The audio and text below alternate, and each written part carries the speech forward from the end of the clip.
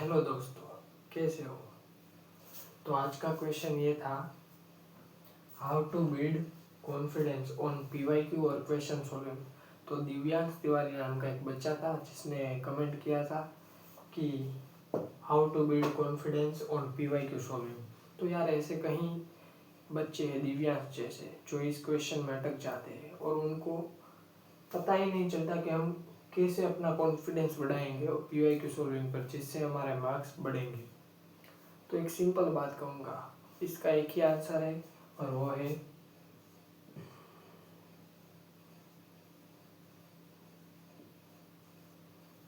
Practice. हम जितनी ज़्यादा प्रैक्टिस करेंगे उतना ही हमारा कॉन्फिडेंस बढ़ेगा। ये इन दोनों का रिलेशन है, प्रैक्टिस ज़्यादा कॉन्फिडेंस ज़्यादा।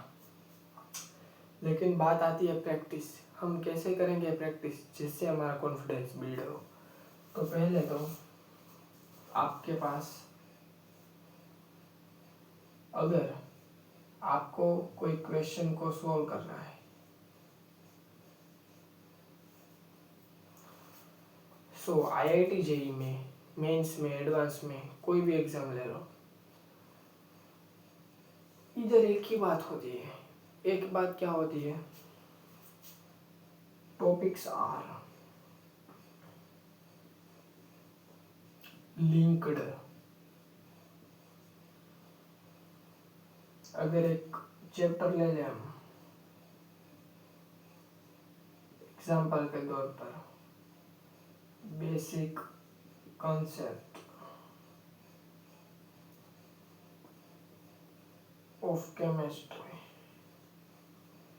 ये आपका फर्स्ट चैप्टर है, बेसिक कॉन्सेप्ट ऑफ केमिस्ट्री। अगर हम इस चैप्टर को ले लें तो इसमें एक क्वेश्चन आता है, आपको करवाया होगा बैलेंस रिएक्शन।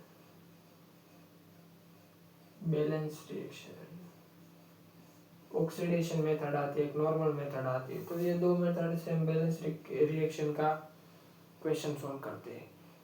लेकिन बात ये आती है कि हमसे ये क्वेश्चन ही नहीं होता। उसका मेन रीजन ये नहीं है कि हमें ये टॉपिक टफ लगता है, ये टॉपिक बिल्कुल आसान है।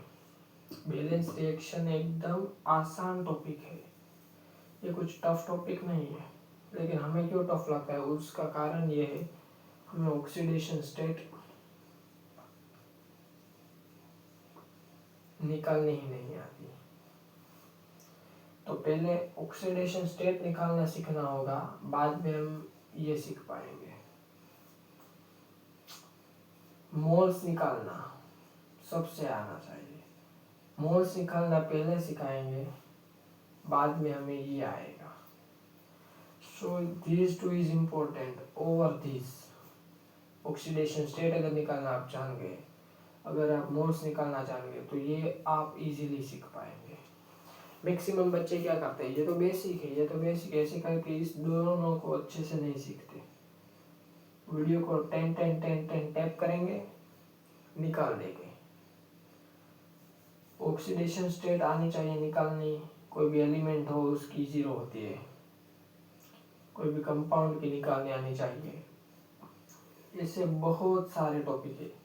कोई भी आयंस की निकालना, आयंस के ऊपर चार्जेस होते हैं Al+3, तो ये इसका ऑक्सीडेशन स्टेट हो गई। तो ये सब बहुत सारे रूल्स होते हैं जिसके बेसिस पर ये निकालते हैं। मोल्स के बहुत सारे रूल्स होते हैं। तो हमें इन छोटे छोटे कॉन्सेप्ट पर ध्यान देना है ताकि हम ऐसे बड़े कॉन्सेप्ट और बड़े क्वेश्चन को टैकल कर पाए। अगर कोई लेक्चर में, अगर कोई चैप्टर में 10 लेक्चर है पिछले, तो बच्चे क्या करेंगे, 7 लेक्चर देखेंगे। 3 लेक्चर तो बेसिक है ना, उसको नहीं पढ़ना, इसको नहीं पढ़ेंगे और इसको पढ़ेंगे, बाद में क्वेश्चन नहीं होगा। क्यों? क्योंकि फंडामेंटल वीक है। अगर फंडामेंटल वीक नहीं है तो क्वेश्चन नहीं होता। Fundamental are the most important thing for the question. तो ऐसा करोगे तो आपका कभी नहीं हो सकता, कभी भी नहीं। जितना पढ़ो उतना बेसिक से पढ़ो, एडवांस तक जाओ।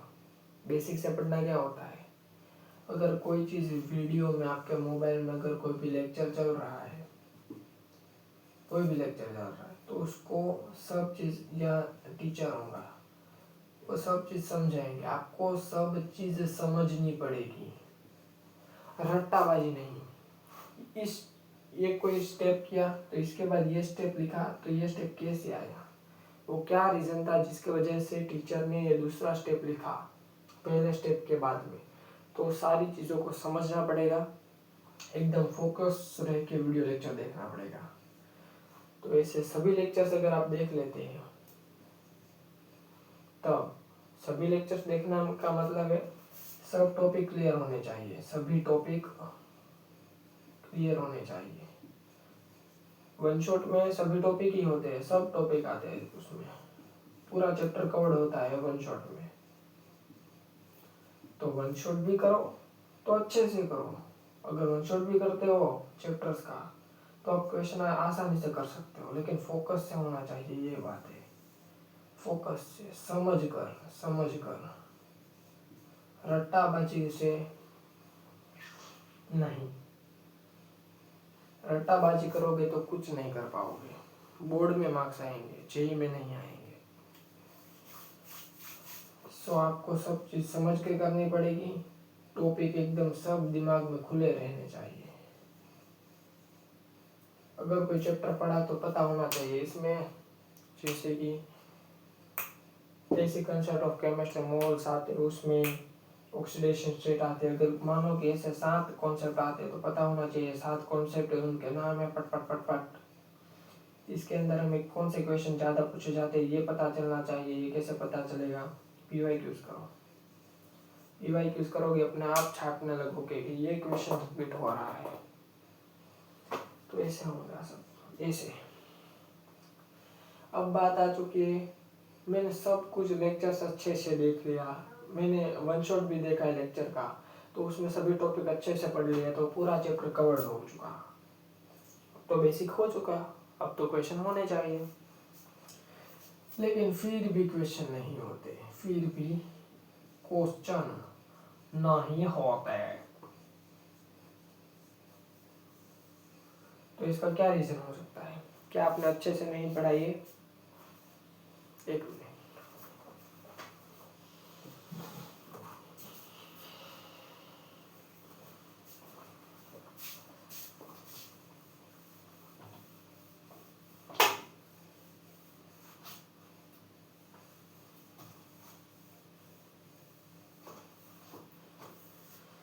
आपने सब कुछ अच्छे से पढ़ लिया, सब कुछ बढ़िया किया, फिर भी क्वेश्चन सोल्व नहीं होते, तो इसका रीजन क्या होगा? कि आपने अच्छे से नहीं पढ़ा? बिल्कुल नहीं। एक एग्जांपल देकर समझाता हूँ।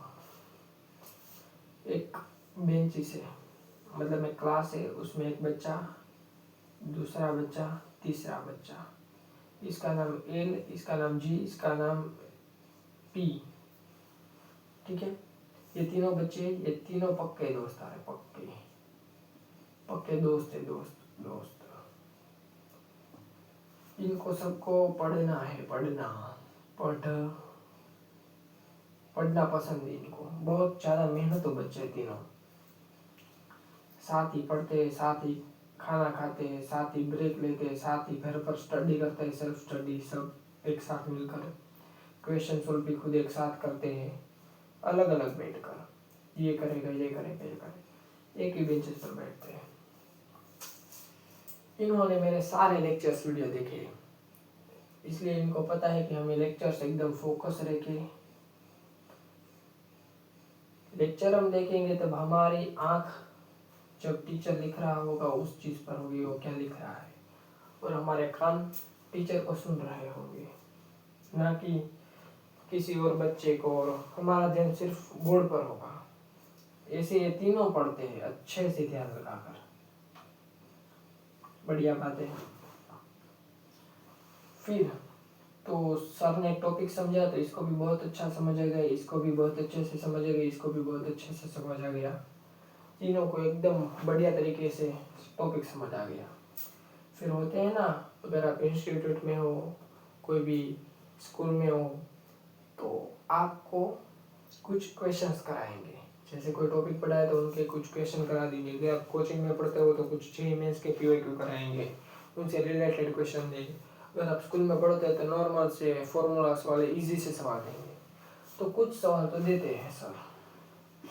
3 क्वेश्चंस करवाए उन पर, सर ने ही सोल्व किया, इन्होंने देखा अच्छे से, इन तीनों को वो सब क्वेश्चन कैसे सोल्व हुआ वो भी समझ आ गया अच्छे से। सबने ऐसे मुंडी हिलाई, चलो सर समझ में आ गया। अच्छा, अब सर क्या करते हैं, सर बच्चों के साथ मस्ती खेलते हैं। मस्ती यानी उनको और कहते हैं 5 क्वेश्चन से सोल्व करो। अभी लेक्चर आपका बाकी है, 5 क्वेश्चन सोल्व करो, और बच्चे 5 क्वेश्चन सोल्व करने में लग जाते हैं। अच्छा, तो ये बच्चा, एल वाला बच्चा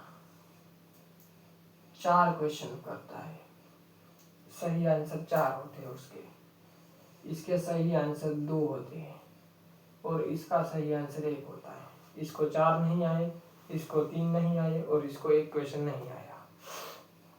अच्छी बात है। तो इस बच्चे ने भी अच्छे से पढ़ाई की थी, इस बच्चे ने भी अच्छे से पढ़ाई की थी, इस बच्चे ने भी अच्छे से पढ़ाई की थी। यहाँ एक चीज आती है IQ। IQ means intelligent question, intelligence question.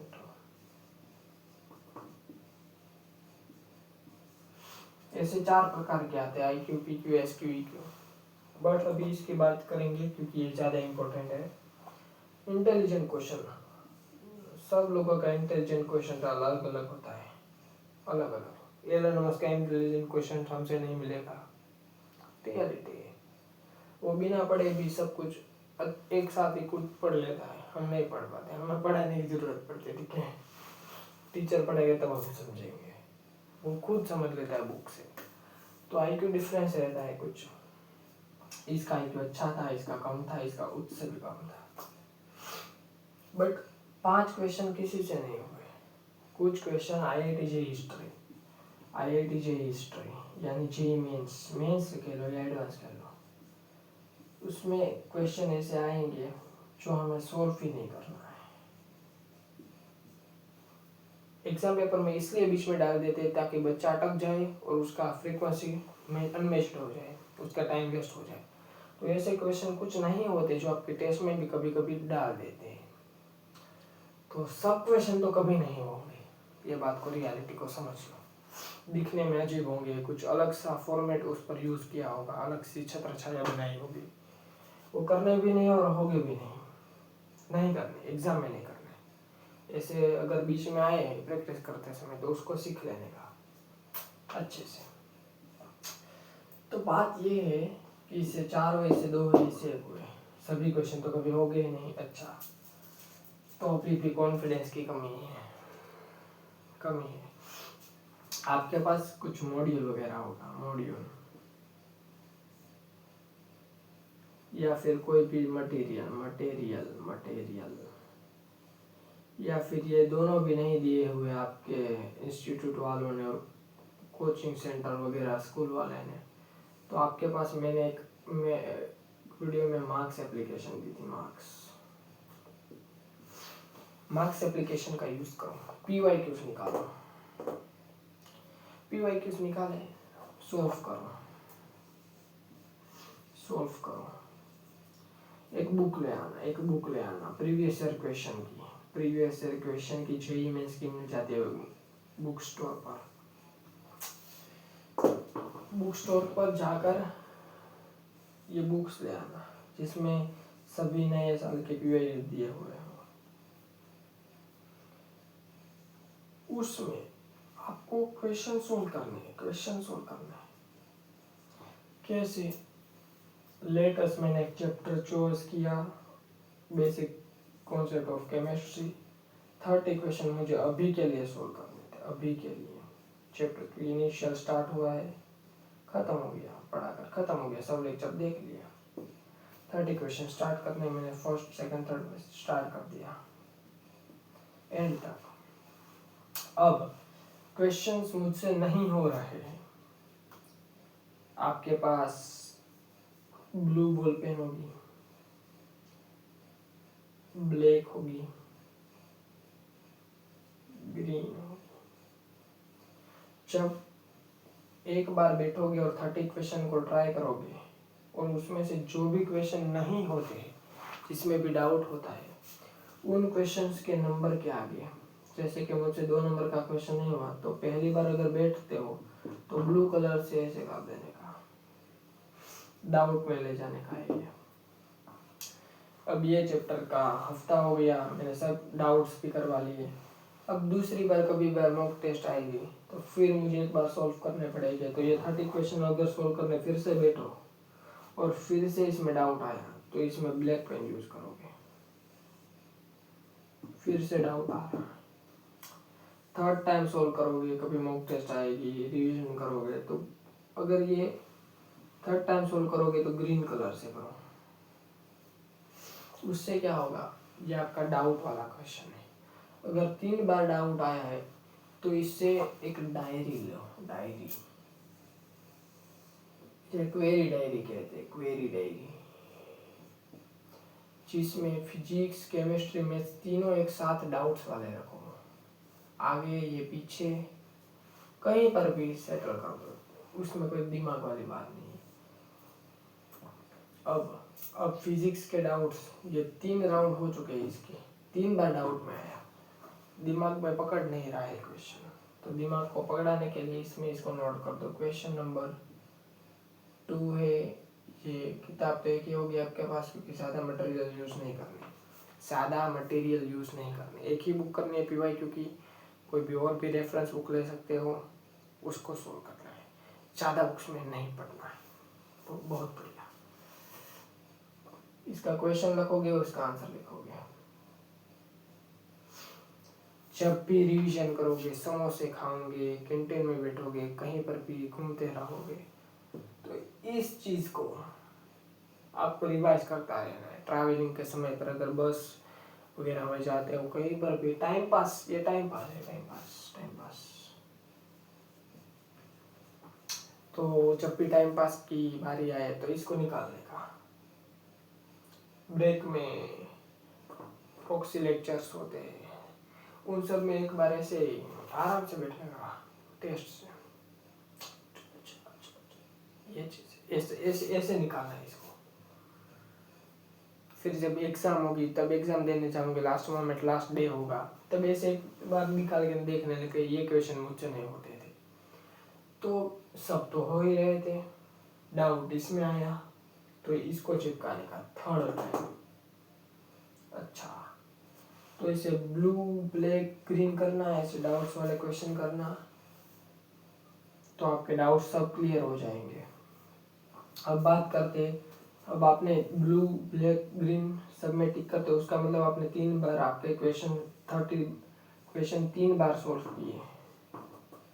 अब आप 3 बार एक ही क्वेश्चन को सोल्व करते हो, कॉन्फिडेंस अपने आप बनता है, कॉन्फिडेंस डाउन नहीं होगा।